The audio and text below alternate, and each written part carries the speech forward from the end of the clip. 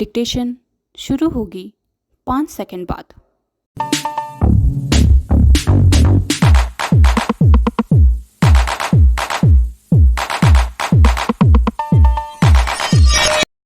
Start.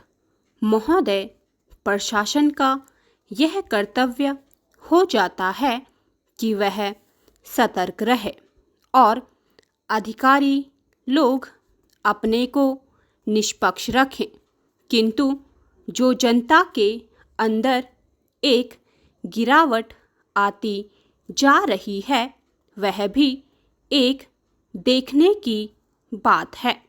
इसलिए मैं चाहता हूँ कि सरकार कोई ऐसा प्रयत्न करे जिससे कि भ्रष्टाचार को रोकने के लिए जो लोगों का नैतिक स्तर ऊंचा होना आवश्यक है उसको ऊंचा किया जा सके। उसके लिए जो भी वह कर सके करे। मुझे कहना तो बहुत कुछ था, लेकिन चूंकि मेरा समय समाप्त हो गया है, मैं अब और कुछ नहीं कहूँगा महोदय। इसलिए मैं माननीय रक्षा मंत्री महोदय का ध्यान इतिहास की उस चेतावनी की ओर दिलाना चाहता हूँ कि हिमालय की चोटी पर जिसका अधिकार रहा है उसका गंगा और यमुना के मैदान पर भी अधिकार रहा है।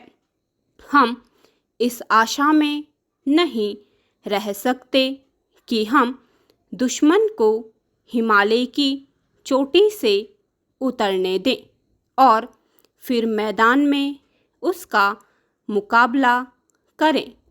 मुझे याद है कि जब कुछ वर्ष पहले प्रधानमंत्री जी ने बड़ी दृढ़ता के साथ यह कहा था कि हम हिमालय को दहेज के रूप में नहीं दे देना चाहते और यह नहीं कहना चाहते कि साहब आप टहलते हुए यहाँ आ जाइए। हम नहीं चाहते कि वहाँ पर कोई मुकाबला ही ना हो। मैं समझता हूँ कि अगर किसी भी सैनिक अधिकारी के दिमाग में अभी तक यह भावना है कि हम हिमालय की ऊंची चोटियों को छोड़कर नीचे मैदान में आकर युद्ध लड़ेंगे, तो उनको भ्रम में नहीं रहना चाहिए। यह एक घातक बात होगी, एक आत्मघाती नीति होगी। अगर एक बार चीन का हिमालय की चोटियों पर कब्जा हो गया तो चाहे वह बाद में नीचे हम पर हमला ना भी करें, किंतु वहाँ से हम उसको कभी हटा नहीं सकेंगे। इसलिए इस संबंध में स्पष्ट निर्णय किया जाना चाहिए। इसके बाद मैं मध्यवर्ती क्षेत्र के बारे में कुछ कहना चाहता हूँ। पिछली बार जब चीन ने बड़े पैमाने पर आक्रमण किया था तो लद्दाख में और पूर्व में नेफा के इलाके में किया था।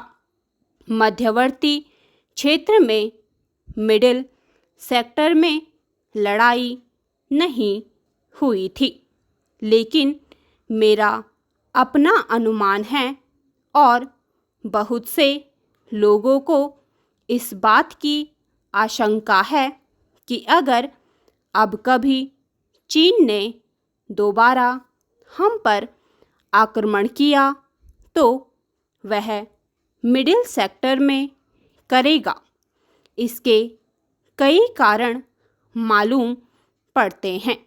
स्टॉप।